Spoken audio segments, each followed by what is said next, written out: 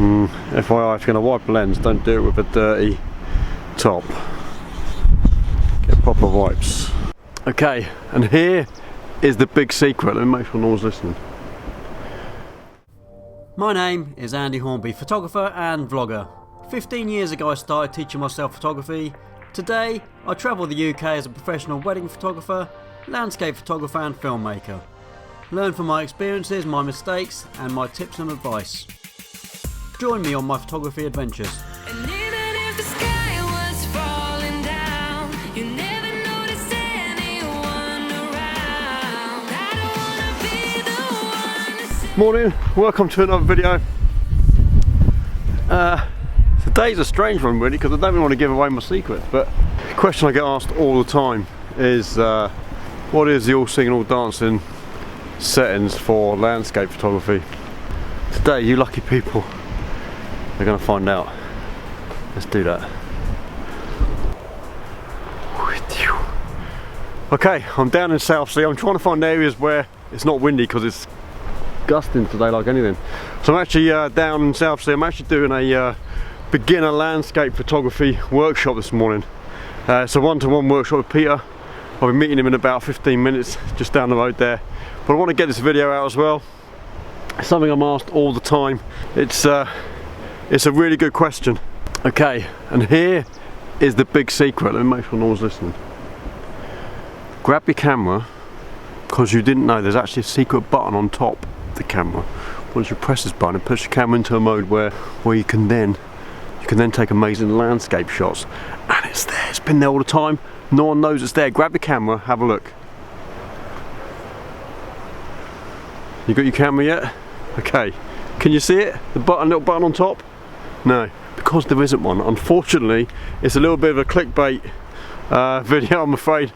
There isn't a one setting that will help everybody.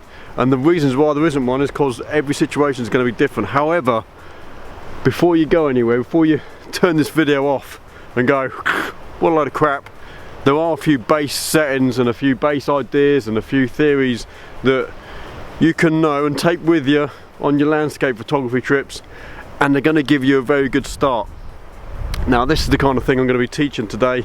Obviously a lot more things I teach on my workshops, but there are some basic rules that if you know and follow, you're going to start to get some really good pictures, and that's what this video is about. So let's do that, shall we? You ready for this? Wow. Look at that, right in front of the Southsea little waterfall. But you didn't know that was there. I didn't until a few months ago. The idea behind landscape photography can be really simple, or you can make it as complex as you like. Look at that. Out the wind, which is good. Now for me, I like to make things simple. I'm that kind of person. I don't want a complicated life. I want it as simple as I can make it. Now, there's some things you're going to need for landscape photography that's going to make this work. And if you don't have them, it probably isn't going to make it work. But the first one is a tripod. Get a tripod for landscape photography. It's going to make my next thing they're going to tell you, which is the big secret, a hell of a lot easier. And that is your base settings. Now when you think about landscapes, you have to think about what you're shooting. And with landscape photography, potentially and mostly you're going to have a great big vista, massive, unless you're getting in close to something, it's going to be a nice big landscape. Something with interest in it is going to be there, but you want to think about your focus. Now with landscape photography, if you ever look at any picture, everything is in focus, right? Because we've not got a person or a subject in there that we want to take out of the background like you would with portrait photography. You actually want everything in focus. When you look at a picture, you want to see that that's in focus. You want to see that that's in focus. You want to see that the foreground down here is in focus if you're taking a shot from over there. And there is a landscape mode on most cameras nowadays. You can stick it in that and it'll give you a pretty good shot. It'll put your camera into settings where you've probably got a good depth of field, and it'll do a fairly good job. However, you're giving your camera too much control. Now in my mind, it doesn't bother me if you shoot like that, that's fine. I always say to people, it's about the end shot. If you shoot in the landscape mode and it works for you, fantastic, well done. If you're shooting in full manual, props to you, because you're doing it doing it right, doing it my way. No, you're doing it in a way where you're taking control of your camera, which is what you want, right? You could also use aperture priority mode, which will make things a little bit simple. All you want to set is your aperture and let your camera decide what the exposure is going to be, determined by your shutter speed. Now the reason why I say this is because if you're on a tripod, it doesn't actually matter what your shutter speed is. So your shutter speed could be really fast, it could be really, really slow, but because you're on a tripod, it doesn't matter. And that's the big secret. When I do landscapes, generally I'm at ISO 100, mainly because that's the native best ISO for my camera. Yours might be 200. It might be better, it could be 50, who knows. I'm always going to be at ISO 100 for landscape photography, because when I set my aperture for everything in focus, which is going to be around f10, by the way, that's my starting point is f10, ISO 100, and then I determine my exposure by my shutter speed. Like I said, if I'm in manual mode, I'll use my live view to have a look and see what that's going to be, and it doesn't matter if it's a second, it doesn't matter if it's 2 seconds, it doesn't matter if it's 5 seconds or 30 seconds or 30 minutes. If I'm on a tripod, I'm good to go.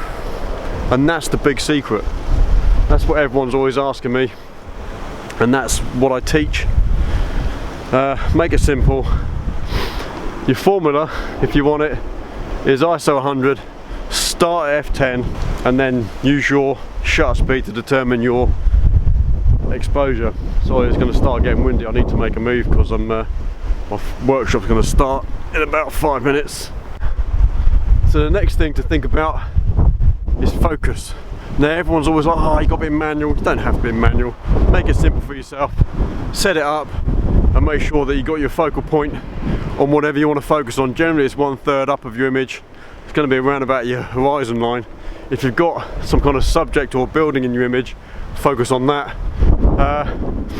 But I teach to go with manual, and the reason why I teach that is because it will set you up for every situation. If you manually focus, it's ingrained in your psyche to manually focus every time. If you don't do it every time, you're just going to leave it, and potentially there'll be times when you'll be off focus. So I always teach manual, but like I say, it doesn't have to be. Look at the sky today. On my last video you'll see that I did an all-day photo walk, and it was a glorious day, but I don't like to do landscape photography when it's really, really bright out, because the sun casts shadows over everything. Look at today, we've got a nice cloudy sky, and it's like a natural diffuser. So the other thing that I think about is times of day that I shoot. I generally don't shoot during the day unless I have to. I'm shooting today because I'm on a workshop, but generally I'll be shooting golden hour, right? That's the number one rule that everyone says. It doesn't have to be golden hour. Look, I've got a natural diffuser today. Yeah, it's windy, and I would shoot today if I had to. It's not a problem at all. It's actually quite nice. And for stuff that you want to do a little bit different, like maybe a long exposure, which is not going to be part of this video, but for long exposures, a nice sky will create that whooshing effect, if I got that right. For long exposure photography, create something a little bit different, right? And that's what my photography is about. It's about creating something that's a little bit different than other photographers would potentially get. So yeah, this video is quite a short one. There's no hard and fast rule, just got to keep it simple and follow the base exposure little system that I've given you there. There's no real big secret to it. It is what it is. You know, those rules are there to be broken as well. If you need to break those rules, break them. But in my mind, what you do first is learn the rules, then break them, right? It's going to start getting windy again. Okay, don't go away. Back in a second. Won't you sing out your frustration? Just say a word. Keep on staring at the pavement. God knows who hurt. Ooh, your mind is a ghost town.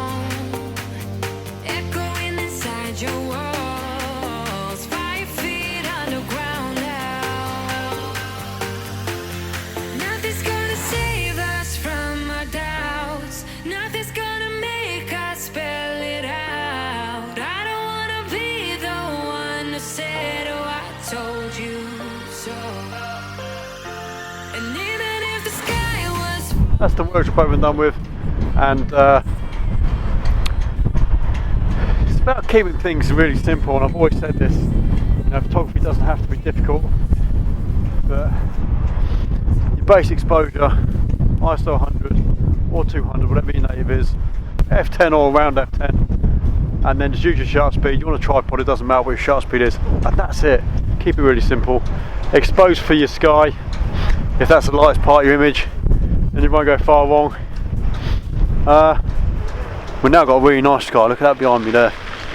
That's really, really nice. I'm just about to go down to the pier to get some pictures of the pier. And yeah, that's my day done. Stick around if you want to see a nice time lapse, because I think we can get a nice time lapse. The clouds are looking pretty good. And that's the Southsea Castle fountain, the new one. I've shot it loads of times, it's pretty good. I ain't getting wet today, I ain't going in there. But yeah, it's quite good. So anyway, let's speed this up, get down to South Point Pier and get some pictures. You ready for this? Okay, I've come to this side of the pier, see it's behind me there, because I thought it was going to look quite good. The sun was coming through the clouds a little bit the other side,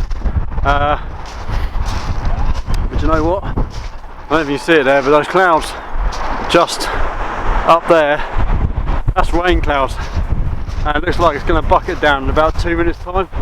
I don't think I'm going to get a chance to get a picture at all, so I don't go well. I'm going to end the video there for now.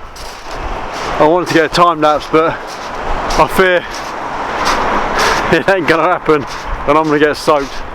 I'm not too far from home, so potentially might come down later if the weather calms down a little bit. There's already a few specks of rain on the lens there, so I'm going to leave it there, guys and girls. Thanks very much for joining me today. If you like this video, please slap a thumbs up. If you've got any questions, please leave them in the comments below. Always happy to answer questions. And